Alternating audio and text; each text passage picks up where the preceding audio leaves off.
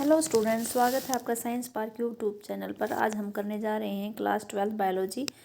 अक्टूबर 2023 को जो एग्ज़ाम हुआ था सेट डी। चलिए स्टार्ट करते हैं।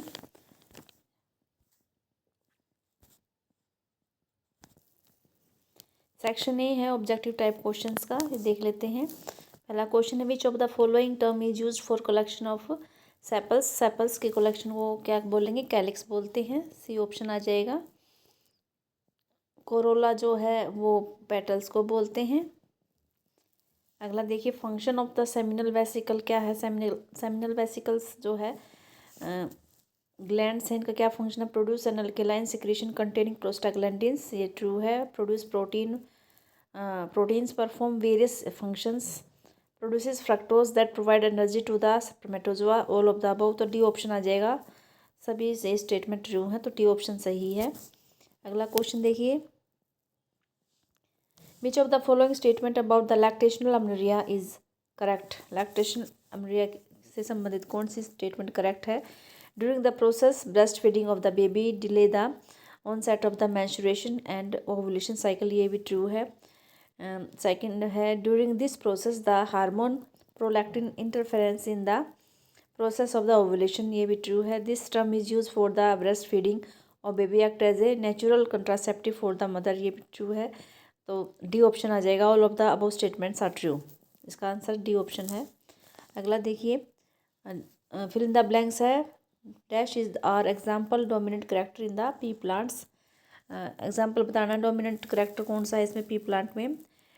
टाल प्लांट भी डोमिनेंट है। वाइट फ्लावर ये रिसेसिव है। ग्रीन पोड ये डोमिनेंट है। तो ए और सी, बोथ ए और सी जो है ये डोमिनेंट है, तो डी ऑप्शन सही हो जाएगा। विच of the following enzyme is involve in the transcription. कौन सा एंजाइम है जो ट्रांसक्रिप्शन में इन्वॉल्व है? तो आरएनए पॉलीमरेज आ जाएगा। बी ऑप्शन सही है। अगला क्वेश्चन देखिए, if we study the bones of or limbs of whale, bat, cheetah and man, we find them similar in structure because they share a common ancestor. तो इसका B option सही आ जाएगा, वो common ancestor को share करते हैं। अगला question है, fill in the blanks is dash is the function of mast cell in allergy response. तो सिक्रेशन ऑफ हिस्टामिन आ जाएगा। तो histamine, secretion of histamine is the function of mast cells in the allergy response. अगला question देखिए, lactic acid bacteria are beneficial for humans because they improve the nutritional quality of nutrient quality of curd by increasing the vitamin B12. Check the growth of the disease causing microbes in the stomach. C both A and B both true हैं, तो C option सही है इसका। EcoR1 is a restriction and a nuclease, ये option सही है। In plant or animal desired properties are possible because of which of the following techniques। तो ए है जेनेटिक इंजीनियरिंग, इसका सही है। अगला क्वेश्चन देखिए, complete the following sentence. Exine is made up of sporopollenin. Sporopollenin की बनी होती है। अगला क्वेश्चन है, हार्मोन रिलीजिंग आईओडीज के एग्जांपल बताने हैं। तो हार्मोन रिलीजिंग होते हैं प्रोजेस्टासर्ट या LNG20, दोनों में से आप कोई भी लिख सकते हैं। अगला क्वेश्चन है, write the genotype of father if child has blood group O. तो ब्लड ग्रुप ओ जो है उसकी जो जीनोटाइप होती है दोनों स्मॉल आई होते हैं, और इस father is B type. B type की जो है तो वो हेट्रोजाइगस होएगा, आई बी और स्मॉल आई हो जाएगा, तभी बच्चे का जो है ओ ब्लड ग्रुप बनेगा, क्योंकि फादर के पास एक स्मॉल आई होना चाहिए तभी वो उसमें बच्चे में जाएगा एक। What is कमेंसलिज्म्स। कमेंसलिज्म क्या है? ये इंटरस्पेसिफिक इंटरेक्शन होता है। इसमें एक पार्टनर जो होता है, एक स्पीसीज जो है उसको फ़ायदा होता है और दूसरे को कोई फ़ायदा या नुकसान नहीं होता। One species is benefited and other is unaffected. The major reservoir of carbon earth is ocean, ये अब हमारे सिलेबस में नहीं है। सेक्शन बी अब स्टार्ट हो गया है।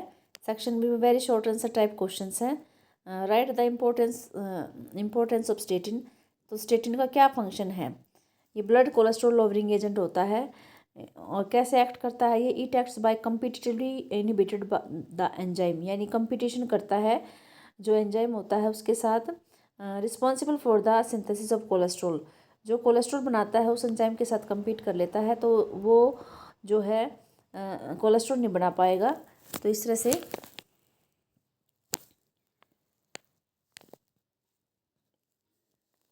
स्टेटमेंट काम करता है। अगला देखिए, अगला क्वेश्चन जो है राइट है, make a list of 2 house hold products along with the name of the micro organisms producing them. ये कह रहे हैं कि 2 घरेलू वो बताने हैं, हाउस होल्ड प्रोडक्ट बताने हैं जो कि माइक्रो ऑर्गेनिज्म से बनते हैं। तो जैसे कर्ड है, कर्ड जो है लैक्टिक एसिड बैसिलस जो होते हैं उससे बनते हैं, बैक्टीरिया होता है ये। और डो है, डो जो बनता है वो भी जो है ईस्ट से बनता है। स्विस चीज़ है, प्रोपियोनिक बैक्टीरियम शर्मानी से बनता है। रॉकफोर्ड चीज़ जो है फंजाई से बनता है। तो आप इडली डोसा जो भी है बैक्टीरिया से है, ये आप बता देंगे। अगला है, what are the 2 core techniques that enable the development of the biotechnology. 2 core technique बतानी है। 2 कोर टेक्निक है, जेनेटिक इंजीनियरिंग टेक्निक है, ये हेल्प करता है altering the chemistry of DNA and RNA. After that the modified molecules are introduced into the host. फिर उसको Altered DNA और आरएनए को उसमें होस्ट में डाल देते हैं, होस्ट सेल में, टू गेट डिजायर्ड करैक्टर। दूसरा है maintenance of the sterile environment, helpful in maintaining the growth of the only desired micro organism for the manufacturing of the biotechnology products. इसमें क्या करते हैं, हमें ऐसा मतलब एनवायरनमेंट मेंटेन करते हैं जिसमें सिर्फ डिजायर्ड माइक्रो ऑर्गेनिज्म की ग्रोथ हो सके। अगला क्वेश्चन देखिए, who was given the first gene therapy, why does this treatment reoccur in nature.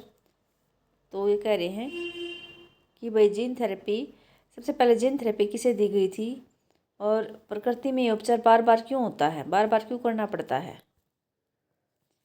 देखिए, जो पहले किसको दी गई थी, it was given to a 4-year old girl, 4 साल की जो लड़की थी उसको दी गई थी ऑन 14 सितंबर 1990 में दी गई थी at a nights clinical centre. She was suffering from a genetic disorder.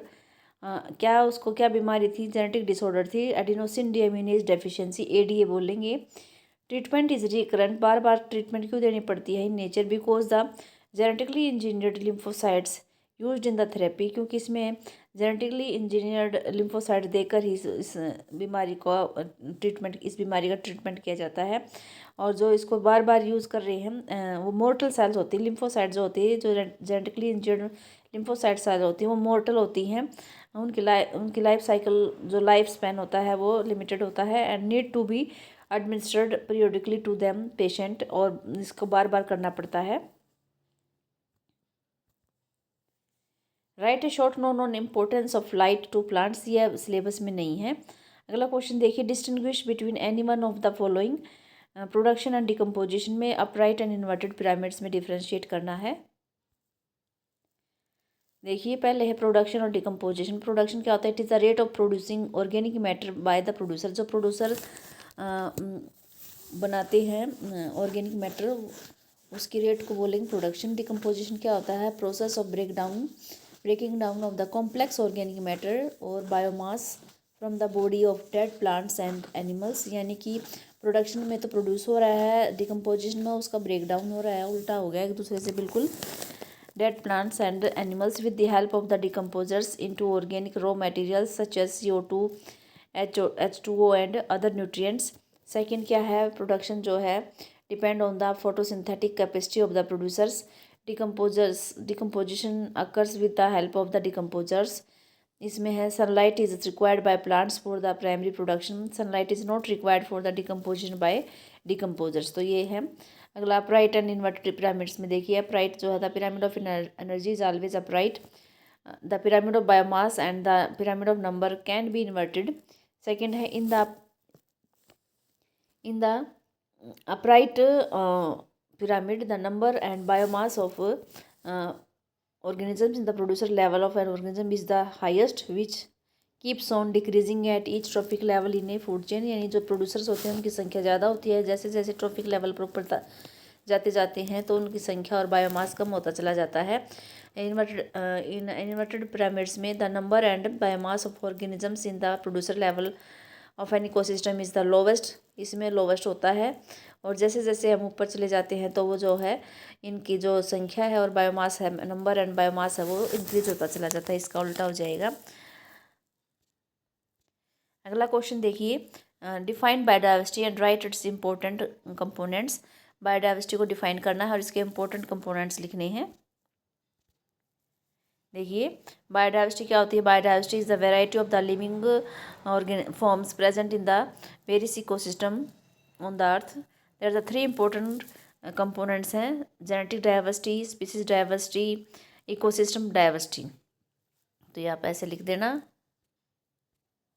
अगला क्वेश्चन है, can you think of a situation where we deliberately want to make a species extinct, how would you justify it? ये कह रहे हैं कि आप ऐसी situation सोच सकते हैं जिसमें हम जानबूझ चाहेंगे कि कोई स्पीसीज एक्सटिंक्ट हो जाए, और आप इसको मतलब जस्टिफाई करना है अपने आंसर को। देखिए, yes, हम there are various kinds of parasites and disease causing microbes that we deliberately want to eradicate from the earth। कई ऐसे पैरासाइट्स और हैं और डिजीज कोजिंग माइक्रोब्स हैं जिसको हम चाहते हैं, जानबूझकर चाहते हैं कि वो पृथ्वी से ख़त्म हो जाएं। Since this micro organisms are, क्योंकि ये जो माइक्रो ऑर्गेनिजम्स हैं, डिजीज कोजिंग ऑर्गेनिजम्स हैं, ये हार्मफुल होते हैं ह्यूमंस के लिए। Scientist are working hard to fight against them, और जो साइंटिस्ट हैं इनसे बचने के लिए बहुत हार्ड वर्क करते हैं, उनके अगेंस्ट, इन बीमारियों से बचने के लिए। Scientist have been able to eliminate small pox virus. तो साइंटिस्ट ही जो है वो उसको स्मॉल पॉक्स वायरस को एलिमिनेट कर पाए थे from the world through the use of vaccination का यूज़ करके। This shows that humans deliberately want to make these species extinct. Several other eradication programs such as polio and hepatitis B vaccination are aimed to eliminate these disease causing microbes। तो अब और भी ऐसे programme चल रहे हैं जिसमें हम किसी भी माइक्रो ऑर्गेनिज्म को डेलिबरेटली जो है एक्सटिंक्ट करना चाहते हैं और बीमारियों से बचना चाहते हैं। अब सेक्शन सी स्टार्ट हो गया है। सेक्शन सी में शॉर्ट आंसर टाइप क्वेश्चन, सभी क्वेश्चन जो 3 नंबर के हैं। पहला क्वेश्चन है, what is pollen pistil interaction and how is it mediated. Pollen pistil interaction क्या है और ये कैसे और इसकी मध्यस्थता कैसे की जाती है। Pollen pistil interaction is a chain और ग्रुप ऑफ इवेंट्स, यानी इस इंट्रैक्शन में एक लंबी मतलब चेन है और इवेंट्स हैं that take place from the falling of pollen over the stigma, जो कि स्टार्ट होते हैं जब पोलन स्टिग्मा के ऊपर गिर जाता है, to the formation of pollen tube, और फिर फॉर्मेशन हो जाती है पोलन ट्यूब की, and its entry into the ovule, और फिर इसकी एंट्री होती है ओव्यूल तक। It is mediated by chemical components. कौन इसको मीडिएट करता है? केमिकल कंपोनेंट्स होते हैं पोलन ग्रेन्स के interacting with that of the pistil. Pollen grain के जो केमिकल कंपोनेंट्स हैं वो उसके पिस्टिल के केमिकल कंपोनेंट के साथ इंटरेक्ट करते हैं। इस केमिकल्स के कारण ही ये पोलन पिस्टिल इंटरेक्शन हो पाता है। अगला जो क्वेश्चन है वो है, give any 2 reasons for infertility among young people. 2 कारण बताने हैं कि कैसे यंग पीपल के बीच में मतलब यंग पीपल जो है इनफर्टाइल हो जाते हैं। टेस्ट टू बेबी प्रोग्राम के बारे में बताना है। भी टेस्ट जो बेबी है, प्रोग्राम बेबी है, ऐसे इनफर्टाइल कपल के लिए जो है वरदान साबित हो रहा है, और इसके हमें इसके जो प्रोसीजर है उसको बताना है। ये 2 ऑप्शन, 2 ए और बी 2 पार्ट हैं इस क्वेश्चन के।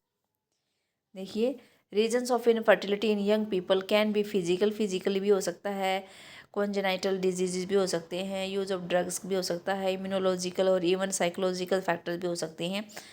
तो इसमें टेस्ट बेबी में क्या करेंगे, ओवा from the wife of or a donor female and the sperm from the husband or a donor male are allowed to fuse under simulated condition, यानी लेबोरेटरी कंडीशंस में हम स्पर्म और एग का जो है फर्टिलाइजेशन करवाएंगे in the laboratory. It is called in vitro fertilization, IVF बोल देंगे इसको। फिर क्या है वहाँ पर उसमें IVF यानी टेस्ट ट्यूब बेबी, वहाँ उसकी फर्टिलाइजेशन हो जाती है, एम्ब्रियो इज़ देन ट्रांसफर्ड, फिर वहाँ से एम्ब्रियो लेकर जो है यूट्रस में या फैलोपियन ट्यूब में ट्रांसफ़र किया जाता है फर्दर डेवलपमेंट के लिए। The process of embryo transfer is done in the following ways. Zygote or embryo up to 8 blastomeres is transferred into the fallopian tube. अगर जो जाइगोट है या एम्ब्रियो है जो अगर 8 ब्लास्टोमियर तक है, अगर 8 ब्लास्टोमियर तक ट्रांसफ़र करना है तो उसको हम करेंगे फैलोपियन ट्यूब के अंदर, तो इसको जिफ्ट बोल देंगे, ZIFT, जेड जाइगोट है, इंट्रा फैलोपियन ट्रांसफ़र। अगर एम्ब्रियो जो है 8 ब्लास्टोमियर से ज़्यादा होता है तो उसको हम यूट्रस में ट्रांसफ़र करते हैं, उसको बोलते हैं इंट्रायूट्रिन ट्रांसफ़र, IUT। तो इस तरह से टेस्ट ट्यूब बेबी में ये इसमें प्रोसीजर होता है। अगला क्वेश्चन देखिए, explain the brief the experiment induced by TH Morgan and why did he select Drosophila melanogaster for his lab experiment.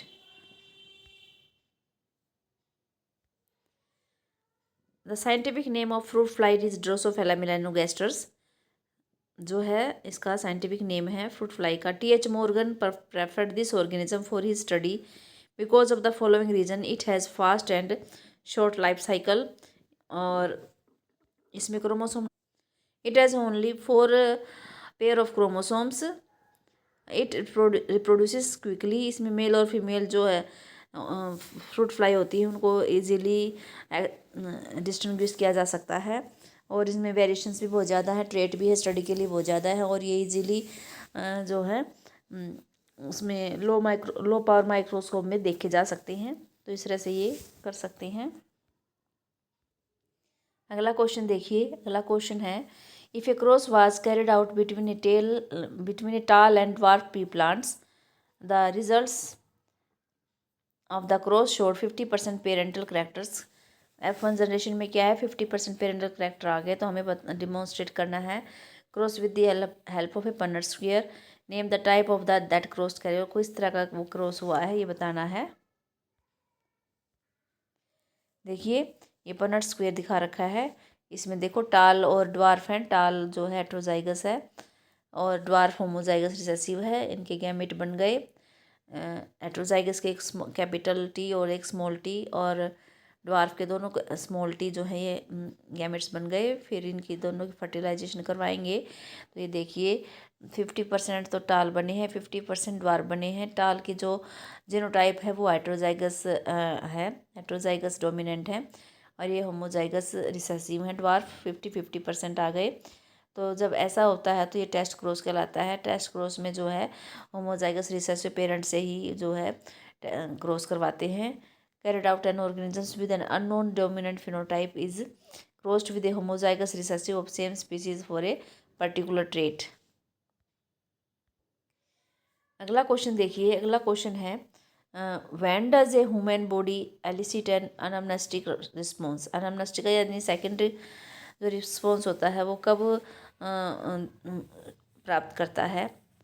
अगला question, why do pollen grains of some flowers trigger sneezing in some people, कि कुछ लोगों में pollen grain से sneezing क्यों हो जाती है। दोनों का आंसर देखते हैं अभी। The secondary or anamnestic immune response is based on the memory of the primary response, memory पे डिपेंड करता है, that is first encounter with an antigen. Due to this the second generatory immune response is more fast भी होता है और high affinity होती है। Therefore it is more intense, और इंटेंस भी ज़्यादा होता है। प्राइमरी इम्यून रिस्पॉन्स से ज़्यादा इंटेंस होता है। इस तरह से ये जो है काम करेगा। अगला था हमारा, पोलन ग्रेन से एलर्जी क्यों होती है। Pollen grains are allergens that cause allergy in some peoples due to release of the chemicals like histamine and serotonin from the mast cells. Mast cell से ये दो सब्सटेंस निकल जाते हैं, केमिकल्स हिस्टामिन और सीरोटोनिन। ये केमिकल्स हैं ये ट्रिगर कर देते हैं इन्फ्लेमेटरी रिस्पॉन्सेज इन बॉडी, जैसे स्नीजिंग, वीजिंग, तो इनके कारण ये और ये जब जो ह्यूमन बीइंग सेंसिटिव होगा उसी के अंदर ये केमिकल निकलते हैं मास्ट सेल से, और फिर उसको स्नीजिंग और वीजिंग हो जाती है।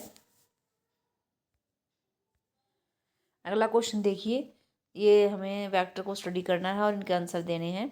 What is the function of vector PBR322 antibiotic resistance gene का क्या फंक्शन है? और what will be the selective marker for this vector PBR322, क्या कौन सेलेक्टर होगा इसके लिए? What is the significance of ORI site in vector PBR322?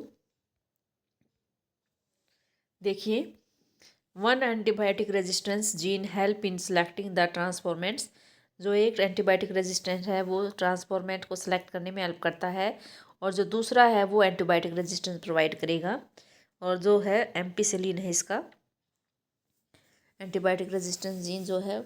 ORI क्या है? ये जेनेटिक सीक्वेंस होता है that act as an initiation site for the replication of the DNA। ORI origin of replication होता है जहाँ से इनिशिएशन होता है DNA का रेप्लिकेशन का। अगला क्वेश्चन देखिए, can you suggest a method to obtain oilless seeds based on your understanding or recommended DNA technology and chemistry of oil. ये कह रहे हैं क्या ऐसा कोई मेथड सजेस्ट कर सकते हैं कि आपको जो सीड मिल रहे हैं वो oilless हों और रिकमेंडेड DNA टेक्नोलॉजी की हेल्प से, और उस ऑयल की जो है केमिस्ट्री बता सकते हैं? इस तरह से ये क्वेश्चन है। इसका आंसर देखिए, recommended DNA technology is a technique used for manipulating the genetic material of an organisms to obtain the desired result. For example, this technology is used for removing oil from seeds. मान लीजिए seed से oil remove करने के लिए इस technology का use करते हैं, तो क्या होगा? द कंस्टिट्यूएंट्स ऑफ ऑयल, हमें पता होना चाहिए कि जो ऑयल को रिमूव कर रहा है तो ऑयल के कंस्टिट्यूएंट्स कौन से होते हैं। Constituents of oil are the glycerol और fatty acids. Using recombinant DNA technology, one can obtain oilless seeds by preventing its synthesis of either glycerol or fatty acid. हम कैसे रोक सकते हैं ऑयल बनने से? अगर या तो हम ग्लिसरॉल को बनने से रोक दें या फैटी एसिड को, दोनों में से एक को अगर बनने से रोक दें तब जो है oilless सीड बन जाएगा। दिस इज, और ये कैसे कर सकते हैं? This is done by the removing the specific gene responsible for the synthesis. तो हम जैसे अगर ग्लिसरॉल ना बने उसके लिए ग्लिसरॉल बनाने वाले जीन को रिमूव करने का, अगर हम चाहे कि फैटी एसिड ना बने तो हम उसको फैटी एसिड बनने वाले जीन को रिमूव करना पड़ेगा, फिर वो उसमें डालेंगे तो एक चीज़ नहीं बनेगी दोनों में से, तो वो है ऑयल एसिड बन जाएगा।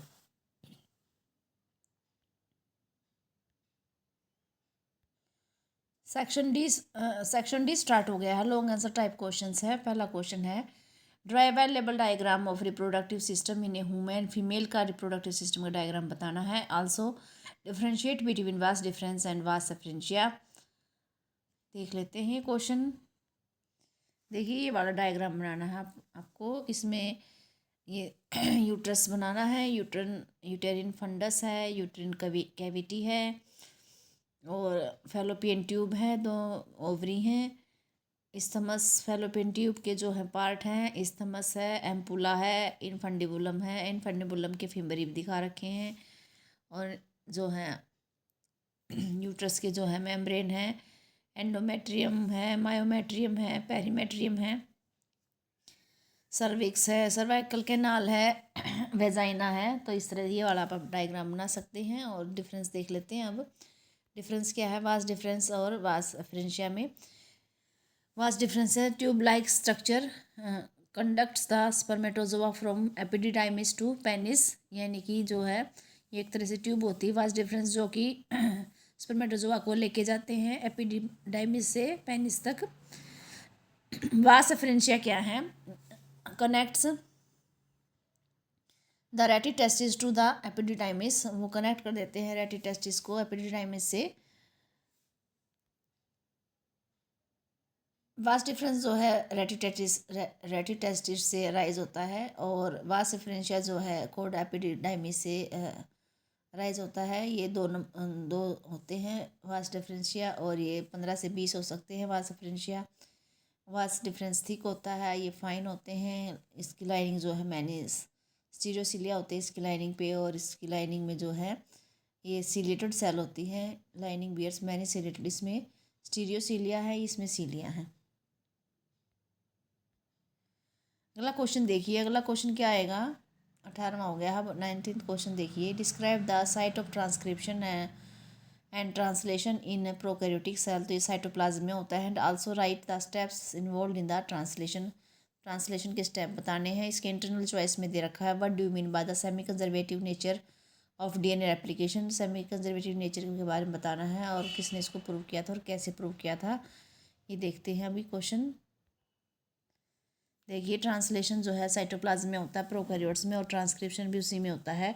तो ट्रांसलेशन के स्टेप देख लेते हैं। It is a process of polymerisation of amino acids to form a polypeptide, यानी अमीनो एसिड की पॉलीमराइजेशन से पॉलीपेप्टाइड चेन बनने का जो प्रोसेस होता है उसको ट्रांसलेशन बोलते हैं, और ये साइटोप्लाज्म में होता है। सेलुलर फैक्ट्री जो होती है, जो ट्रांसलेशन में हेल्प करता है, वो कहाँ होती है? राइबोसोम में होता है। राइबोसोम इसके लिए फैक्ट्री है जहाँ प्रोटीन बनेगा। Ribosome consist of structural, ribosome के अंदर देखो स्ट्रक्चरल आरएनएज होते हैं, और लगभग 80 डिफरेंट तरह के प्रोटीन्स होते हैं। इन इट्स इनएक्टिव स्टेट, जब राइबोसोम इनएक्टिव होता है तो ये 2 सब यूनिट की फॉर्म में एग्जिस्ट करता है। एक लार्ज सब यूनिट होती है और एक स्मॉल सब यूनिट। मैसेंजर आरएनए जो होते हैं वो carries the genetic code from the DNA in the form of codons. So messenger RNA जो है जेनेटिक कोड को कोडोन की फॉर्म में कैरी करेगा। ट्रांसफर आरएनए जो है वो ट्रांसफ़र करेंगे स्पेसिफिक अमीनो एसिड्स को to the ribosome, matching its anticodon to the messenger RNA codon. 3 step में होता है ट्रांसलेशन। फर्स्ट है इनिशिएशन, सेकंड है एलोंगेशन, फिर टर्मिनेशन। सबसे पहले है जो फर्स्ट ऑफ ऑल है चार्जिंग ऑफ ट्रांसफर आरएनए कर। सभी जितने भी ट्रांसफर आरएनए यूज़ होंगे वो सभी चार्ज होंगे। इसको बोलते हैं amino acylation of transfer RNA. Amino acid में एटीपी, ये एनर्जी कंज्यूम स्टेप है, इसमें एटीपी यूज़ होती है। तो एमिनो एसिड प्लस एटीपी, फिर amino acyl AMP plus PPI. Amino acyl AMP जो है वो 3' एंड ट्रांसफर आरएनए के 3' एंड पे जो है जुड़ जाएगा, तो ये एमिनो एसाइल ट्रांसफर आरएनए बन जाएगा। इसी को चार्ज ट्रांसफर आरएनए बोलते हैं कि ट्रांसफर आरएनए पर अगर तीसरे डैश एंड पे अगर अमीनो एसिड जुड़ जाए तो उसी को चार्ज बोलेंगे। Enzyme involve in charging of transfer RNA, कौन सा एंजाइम इन्वॉल्व होता है? Amino acyl transfer RNA synthesis involve होता है। अब देखिए इनिशिएशन क्या होती है। When the small subunit encounters the messenger RNA, the process of translation of messenger RNA to protein begins. It binds to messenger RNA at the start codon. Start codon कौन सा होता है? AUG, तो वो उससे bind हो जाएगा। It is recognise only by the initiate transfer RNA, और AUG को सिर्फ इनिशिएट ट्रांसफर आरएनए ही रिकोगनाइज करेगा। Initiated transfer RNA always binds to the P sites of the large subunit. Subsequent charge transfer RNA binds to A site of the large subunit. P site holds a growing chain of the polypeptide. यहाँ ये ध्यान रखना है कि जो initiator transfer RNA है वो जो है पी साइट्स पे आके बाइंड होते हैं हम, और जो फर्दर चार्ज ट्रांसफर आरएनए है वो ए साइट पे आके जुड़ेंगे। एलोंगेशन स्टेप में क्या होगा? Ribosome move along the messenger RNA in 5 to 3 directions. Transfer RNA brings specific amino acid to the A site. During the peptide bond formation, transfer RNA in the P sites releases polypeptide chain। जो P sites में है peptide bond है, polypeptide है, वो amino acid को जो है release कर देती है। पॉलीपेप्टाइड चेन जो है उसको रिलीज़ कर देती है to the amino acid in A site, ताकि वो ए साइट पे चले जाएं और वहाँ जो है दो अमीनो एसिड्स के बीच में बॉन्ड बन जाए, पेप्टाइड बॉन्ड बन जाए, और पॉलीपेप्टाइड चेन जो है वो बड़ी हो जाए। और जो पी साइट पे जो ट्रांसफर आरएनए था वो अब डीएसाइलेटेड हो जाता है। इसको पॉलीपेप्टाइड चेन को जब उस पर ए पर भेज देता है तो खुद डीएसाइलेटेड हो जाता है और वो एग्जिट कर जाता है, बाहर निकल जाता है। During this stage complex composed of an amino acid link to transfer RNA, जो अमीनो एसिड जो लिंक होता है ट्रांसफर आरएनए के साथ sequentially bind to the appropriate codon, और अप्रोप्रिएटली कोडोन के साथ सिक्वेंशली जो है बाइंड हो जाता है by forming the complementary base pairs, और उनके बीच में कम्प्लीमेंट्री बेस पेयर बन जाते हैं with the transfer RNA anticodon. Ribosomes move from codon to codon along the messenger RNA. Amino acids are added one by one, translated into polypeptide sequences. Third step आ जाता है termination. Main stop codon, जब 3 stop codon है UAA, UAG, UGA, इनमें से कोई भी जब एंटर कर जाता है ए साइट पे, no transfer RNA exist for stop codon, और इनके लिए कोई भी चार्जिंग ट्रांसफर आर एग्जिस्ट नहीं करता, चार्ज ट्रांसफर आर एग्जिस्ट नहीं करता। एक रिलीज फैक्टर भी आ जाता है जो कि स्टॉप कोडॉन के साथ बाइंड हो जाता है और टर्मिनेशन हो जाती है ट्रांसलेशन की and releasing the complete polypeptide from the ribosome. और जो है पॉलीपेप्टाइड जो है कम्प्लीटली रिलीज हो जाती है राइबोसोम से। इस तरह से ये हमारा इसका ट्रांसलेशन का स्टेप होता है। ये देखिए ए साइट और पी साइट दिखा रखी है। मैंने ये बताया था आपको कि भाई जो पी साइट है उस पर सबसे पहला वाला जो इनिशिएटर ट्रांसफर आरएनए होता है, चार्ज ट्रांसफर आरएनए, सबसे पहला जो पी साइट पे आके बाइंड होएगा, उसके बाद वाले जो है वो ए साइट पे आएंगे। फिर क्या होगा, जैसे पी साइट ए साइट पे कोई अमीनो एसिड आ जाता है तो पी साइट वाली पॉलीपेप्टाइड चेन जो है वो उसको ए साइट पे भेज देता है। जब वो ए साइट पे आ जाते हैं तो दो अमीनो एसिड के बीच में क्या हो जाती है, पेप्टाइड बॉन्ड बनता है। और जो है पी साइट पे जो ट्रांसफर आरएनए था डीएसाइलेटेड हो जाता है और फ्री हो जाता है और एग्जिट कर जाता है बाहर। फिर दोबारा से जो ए साइट पे पॉलीपेप्टाइड चेन हुई है ये ए साइट से वापस से पी साइट पे आ जाती है, यानी पी साइट क्या करता है, पॉलीपेप्टाइड चेन को होल्ड करके रखता है। और जो पेप्टाइड बॉन्ड बनता है वो ए साइट पर आकर बनेगा। ए साइट पर पी से जो पॉलीपेप्टाइड चेन है वो पी से ए पर आ जाएगी, तब इनके बीच में बॉन्ड बनेगा। तो ये ध्यान रखना है, जो बॉन्ड बनेगा वो ए साइट पर बनेगा। इस तरह से ये लंबी चेन बन जाएगी और बाद में स्टॉप कोडॉन आने के बाद जो यू ए दिखा रखा है ये चार्ज ट्रांसफर आरएनए है, ये आगे बाइंड हो रहे हैं इसका एंटी कोडॉन पे। ये कोडॉन नीचे मैसेंजर आरएनए पे कोडॉन है और जो ट्रांसफर आरएनए उसके पास ये एंटी कोडॉन है। तो ये रिकॉग्नाइज करेंगे, इस तरह से एलोंगेशन होता चला जाएगा। और जब टर्मिनेटर कोडॉन आएंगे, स्टॉप कोडॉन आएंगे, तब ये ट्रांसलेशन रुक जाएगी। अगला है semi conservative nature of DNA replication suggested that during the replication two strands would separate and each act as a template for the synthesis of a new complementary strands, so that after complete replication each DNA molecule would have one parental and one newly synthesized strand. Half the information is conserved over a generation.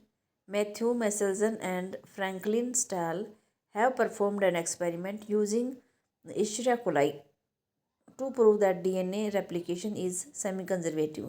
यानी कि जो daughter DNA बनता है उसमें एक strand तो parent का यूँ का यूँ कंजर्व हो जाता है और जो दूसरा स्ट्रैंड है वो उसके कम्प्लीमेंट्री बेस पेयर बना के जो है वो नया स्ट्रैंड बन जाता है। तो ओल्ड वाला जो स्ट्रैंड होता है वो कंजर्व होता है और नया वाला वो न्यूली सिंथेसाइज होता है।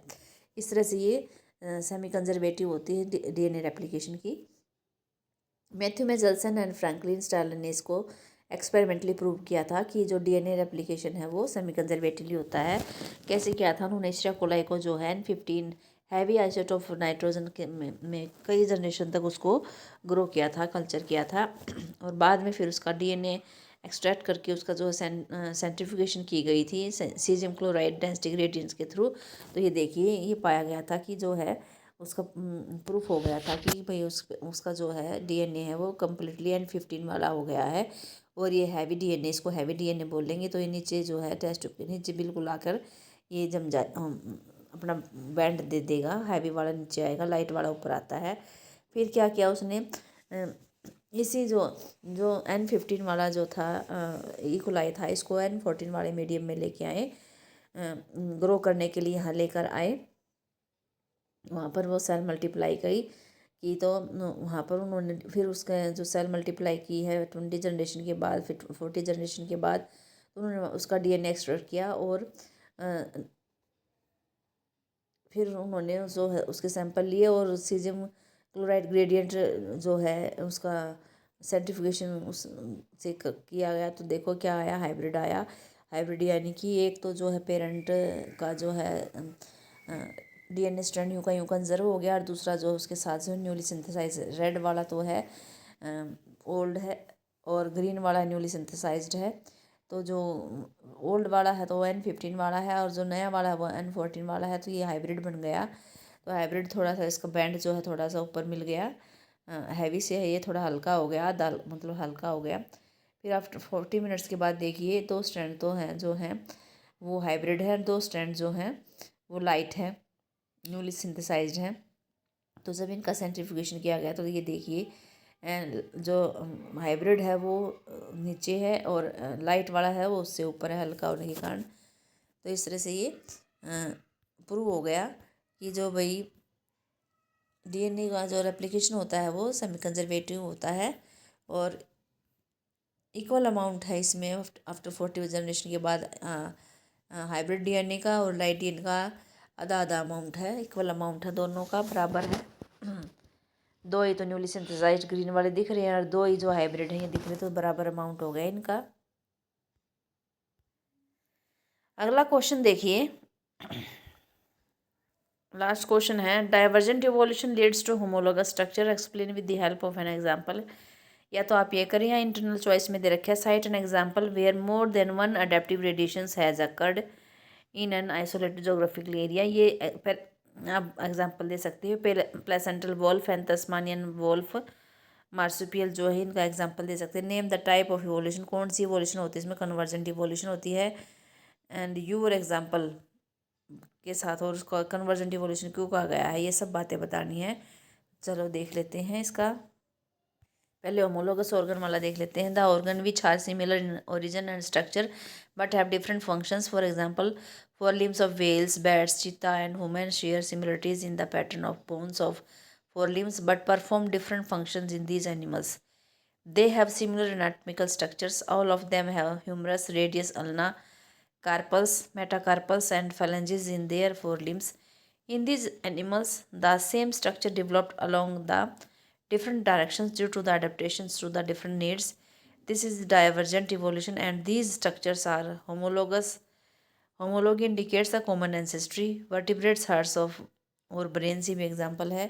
In plants, thorn of bougainvillea and the tendrils of cucurbita represents homology. तो इस तरह से आप बता सकते हैं कि होमोलोगस स्ट्रक्चर कैसे डाइवर्जेंट इवोल्यूशन में हेल्प कर रहे हैं, कैसे उनको डाइवर्जेंट इवोल्यूशन बोलते हैं। अगला है example, the Australian marsupials and placental mammals, the best example where more than one adaptive radiations has occurred in an isolated geographical area is the evolution of Australian marsupials and placental mammals in Australia. While many different marsupials evolved from a common ancestral stock within the isolated Australian continent, one adaptive radiations, एक तो adaptive radiation ये हो गई, another जो placental mammals है वो भी evolve हो गए हैं to diverse form and that appear similar to corresponding marsupials, ये दो सेकंड एडेप्टिव रेडिएशन हो गई। तो टाइप ऑफ इवोल्यूशन कौन सी हुई, कन्वर्जेंट इवोल्यूशन है। इसको क्यों नाम दिया गया, क्योंकि ये इंडिपेंडेंट डेवलपमेंट है। Two or more groups of organisms from different ancestral backgrounds independently evolve similar traits और कन्वर्स टुवार्ड्स से सिमिलर, यानी पैरेलली चल रहे हैं, जो पैरेलली चल रहे हैं कन्वर्स हो जाते हैं, एक फॉर्म बनाते हैं। Environmental pressure, when more than one adaptive radiation occurs in a isolated area, a different species and occupying the similar ecological niche. Resulting structure क्या है? In the case of the Australia, for example, the placental wolf and the Tasmanian wolf share similar physical features because they adapted to similar lifestyles and environments despite being unrelated. Placental mammals देखिए, Australian mammals मार्supials देखिए, placental में मोल है, उसमें मार्supial moles है, इसमें anteater, numbat anteater mouse, marsupial mouse, lemur, spotted cuscus, flying squirrel, phalangers, bobcat, Tasmanian tiger cat, wolf, Tasmanian wolf, यानी parallelly arrangement, इनकी जो पैरेलल है वो इवोल्यूशन हो रही है, तो अलग अलग उसमें। तो इस तरह से ये कन्वर्जेंट इवोल्यूशन हो गई है, दो अडेप्टिव रेडिएशन है एक साथ हो रही है पैरेलली। इस तरह से आप इसको एक्सप्लेन कर सकते हैं। आज का जो है ये क्वेश्चन पेपर कम्प्लीटली सॉल्व हो चुका है और आपको डिस्क्रिप्शन बॉक्स में पिछली वीडियोस के जो है लिंक प्लेलिस्ट का लिंक मिल जाएगा। अगर आपको वीडियो पसंद आ रही है तो आप लाइक करें, शेयर करें और ज़्यादा से ज़्यादा कमेंट करें, कोई डाउट है तो। और वही अगर चैनल पर नए हैं तो चैनल को सब्सक्राइब करें। अगली वीडियो के लिए जो है नोटिफिकेशन का आइकन बटन दबा दें ताकि आपको नोटिफिकेशन मिलता रहे। Thanks for watching.